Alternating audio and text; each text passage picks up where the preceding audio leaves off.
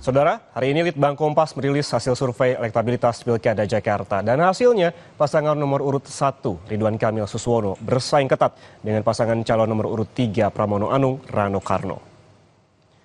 Paslon nomor urut 3, Pramono Anung Rano Karno, meraih 38,3% dari jajak pendapat yang dilakukan pada 20 hingga 25 Oktober 2024. Paslon nomor urut 1, Ridwan Kamil Suswono, meraih 34,6% dan 3,3% menyatakan dukungannya untuk paslon nomor urut 2 yaitu Dharma Pongrekun dan Kun Wardana.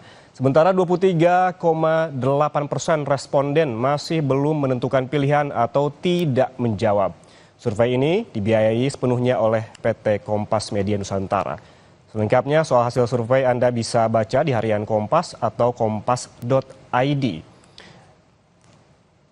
Dan untuk mengetahui lebih lengkap tentang hasil survei di Jakarta, telah hadir di studio peneliti Litbang Kompas, Rangga Eka Sakti. Selamat siang, Mas Rangga. Selamat siang, Mas. Harian Kompas hari ini mengangkat terkait dengan pilkada full begitu ya. Terkait dengan Ridwan Kamil dan Pramono bersaing ketat sesuai dengan judulnya. Juga hari ini di grafisnya yang diangkat, begitu tipis angkanya yang tercatat oleh Litbang Kompas.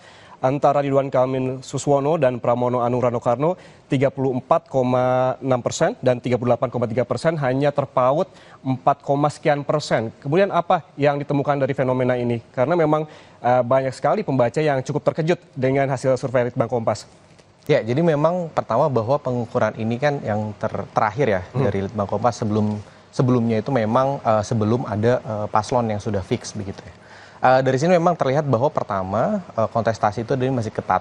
Jadi baik dari paslon nomor urut 1 maupun nomor urut 3 itu masih punya kesempatan lah untuk bisa memenangkan pilkada. Artinya masih sangat dinamis ya? Masih sangat dinamis. Terutama lagi jumlah responden yang masih belum menentukan pilihan kan relatif cukup besar ya. Sekitar seperempatnya, 23,8%. Nah ini yang nanti kemudian perlu untuk digarap sehingga bisa lebih diarahkan suaranya. Kalau kita lihat juga tipis, 34,6% Ridwan Kamil Suswono dan 38,3% Pramono Anung Rano Karno. Namun seperti tadi Mas Rangga bilang, yang tidak tahu dan tidak menjawab juga cukup tinggi, 23,8%. Ini seperti apa fenomenanya?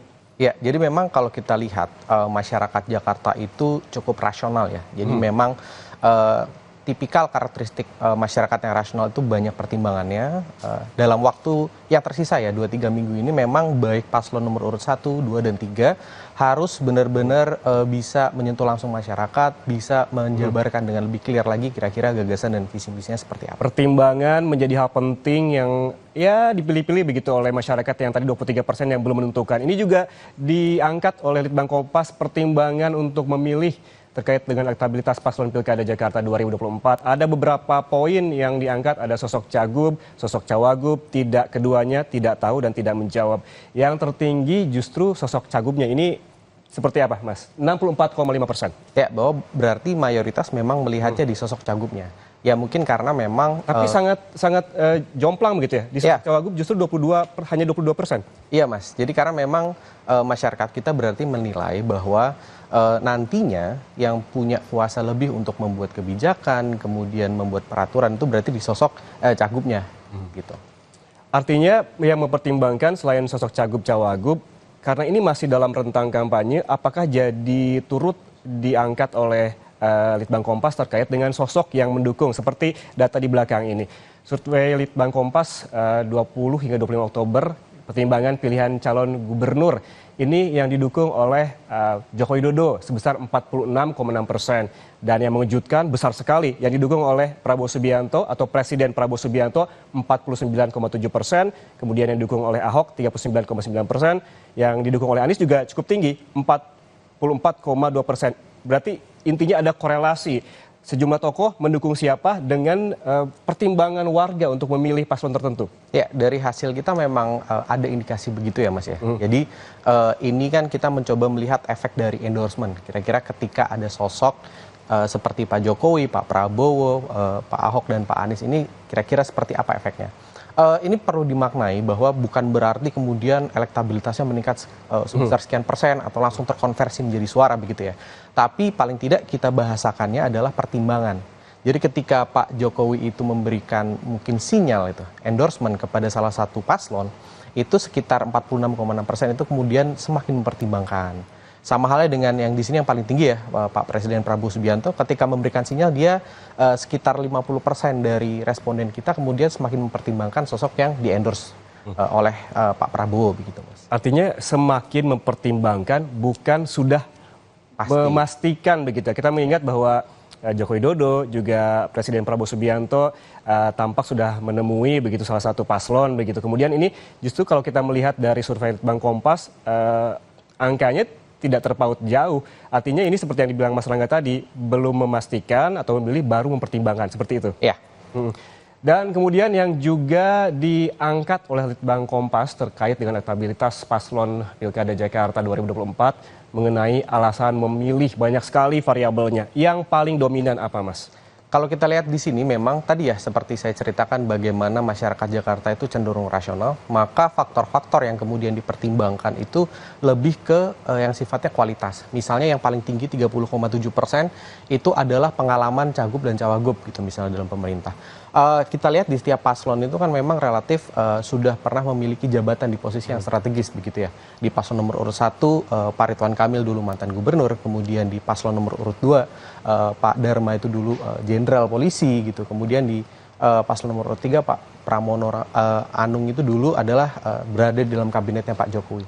Jadi itu memberikan menunjukkan bahwa ketiga paslon ini itu punya kaliber yang sudah di levelnya begitu ya.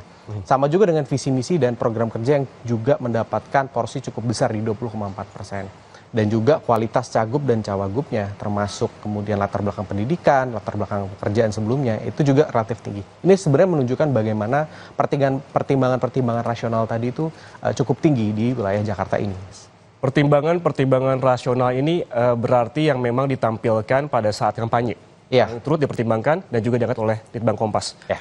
Oke, terima kasih Mas Rangga Eka Sakti atas insight-nya bersama kami di Kompas Siang, peneliti Litbang Kompas yang sehari ini sudah merilis bagaimana elektabilitas calon gubernur, wakil gubernur Jakarta di Pilkada 2024. Telah bergabung bersama kami di Kompas Siang. Terima kasih sekali lagi. Dan saudara jangan kemana-mana terkait dengan elektabilitas dari Pilgub Jakarta masih akan kita bahas saat lagi. Tetaplah bersama kami di Kompas Siang.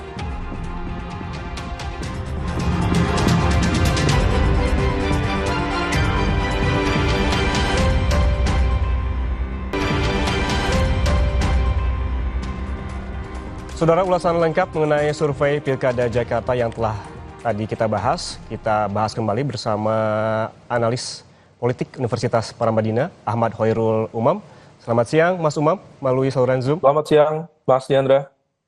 Mas Umam, ini sedikit banyak saya asumsikan bahwa Mas Umam telah melihat harian Kompas hari ini bagaimana tingkat elektabilitas calon gubernur, wakil gubernur Jakarta di Pilkada 2024.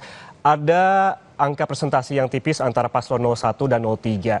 Apakah ini mengejutkan Anda atau sesuai prediksi Anda, Mas Umam?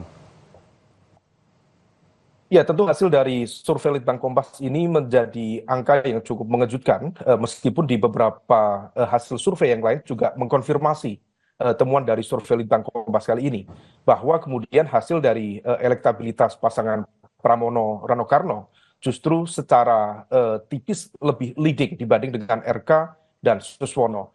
Dan dalam konteks ini menjadi sebuah political warning secara serius, terutama bagi partai-partai pengusung Ridwan Kamil dan juga Pak Suswono, karena didominasi oleh kekuatan yang cukup dominan, mayoritas sekitar 20-an%. Tetapi kemudian level elektabilitas masih relatif belum terkonsolidasi dengan baik.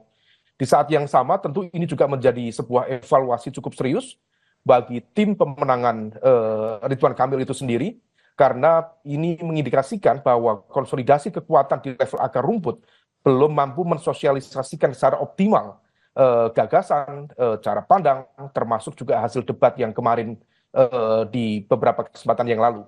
Nah, oleh karena itu hasil ini menjadi sebuah ruang evaluasi karena tidak linier dengan basis kekuatan mesin politik yang mengusungnya.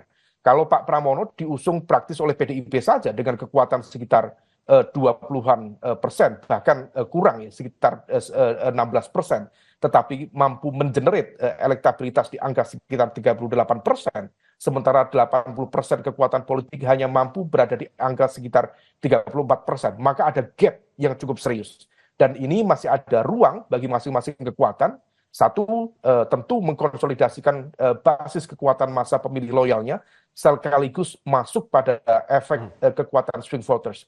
Tapi yang lain, kalau misalnya kemudian tidak mengantisipasi ini, maka ini akan menjadi sebuah fenomena unik, di mana kekuatan mesin politik tidak linier dengan capaian konsolidasi elektoral di akar rumput.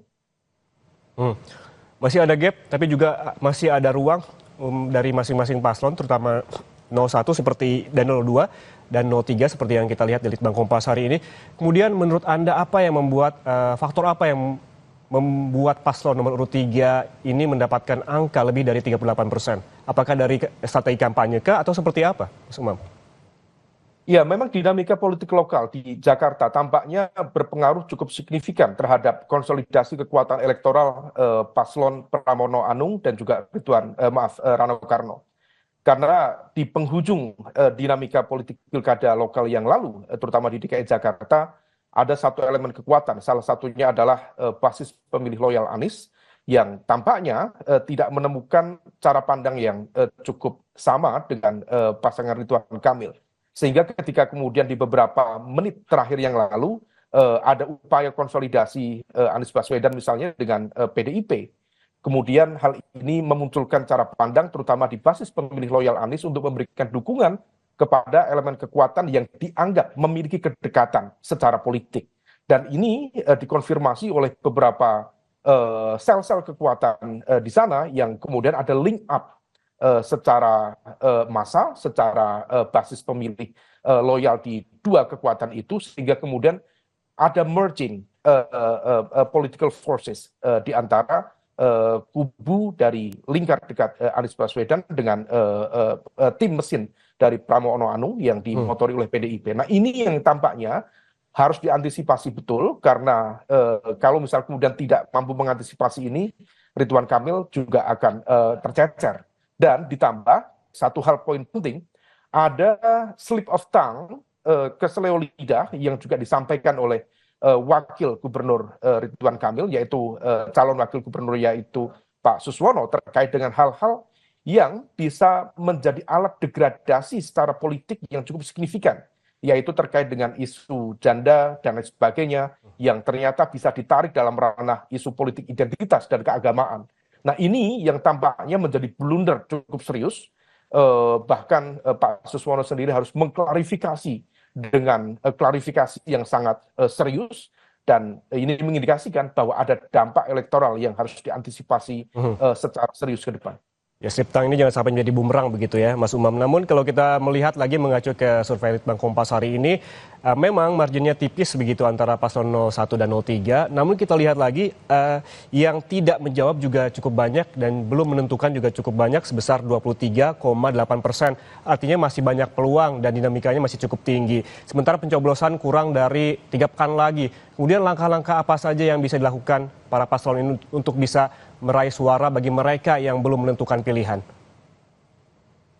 Ya, yang bisa dilakukan adalah tentu di bagi sisi Ridwan Kamil dan Suswono harus memetakan secara utuh basis elektoral 34% itu sebarannya seperti apa dan titik-titik mana yang selama ini menjadi basis elemen kekuatan dari partai-partai pengusungnya untuk kemudian dioptimalkan secara paripurna.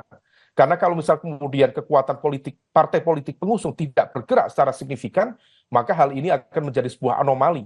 Artinya dukungan politik di level elit tidak kemudian terdistribusi secara merata, tidak terjemahkan secara merata dalam konteks basis pemilih loyal masing-masing. Nah, kemudian di sisi yang lain tentu Pak Pramono Anung juga bisa melakukan langkah yang sama, tetapi meyakinkan basis elektoral ini betul-betul memberikan dampak yang signifikan, karena angka 38% sendiri bukan menjadi angka kemenangan mutlak. Karena praktis ini tidak head to head, ada 3 paslon, dan kalau misal kita merujuk pada undang-undang pilkada, terutama terkait dengan konteks kekhususan di DKI Jakarta, maka harus 50% plus 1. Maka kalau misal kemudian tidak mampu menembus angka 50%, maka harus dilakukan pemilihan lanjutan. Nah, yang bisa dilakukan adalah mencoba untuk melakukan infiltrasi secara lebih masif, terutama kepada segmen swing voters yang tampaknya masih cukup masif di angka 23%. Meskipun 3 minggu sebelum pencoblosan, 23% itu relatif kecil. Artinya bahwa pengkubuan per hari ini sudah terjadi, meskipun gap antara kubu 01 dan juga 03 secara umum terdistribusi secara merata. Meskipun ada gap yang tadi bisa kita lihat sekitar 4%, dan itu meaningful dalam konteks persepsi publik ke depan. Artinya memang ini masih ada waktu dan dinamika masih berlanjut. Tadi kalau kita mengacu pada Litbang Kompas masih ada sekitar 23% lebih yang belum menjawab dan juga belum menentukan. Ini artinya PR besar bagi para paslon bagaimana caranya membuat strategi untuk meraih simpati warga untuk memilih pada tanggal 27 November nanti. Terima kasih Ahmad Hoirul Umam, pengamat politik Universitas Paramadina telah memberi insight-nya di Kompas Siang hari ini. Sehat selalu. Terima kasih Mas Diandra. Saudara, usai jeda, Kompas Siang masih akan kembali dengan informasi pesawat Trigana Air yang membawa 121 penumpang dari Bandara Sentani tujuan Wamena mengeluarkan api dari bagian mesin karena berebutan dan saling dorong saat turun melalui pintu darurat menyebabkan 4 penumpang terluka.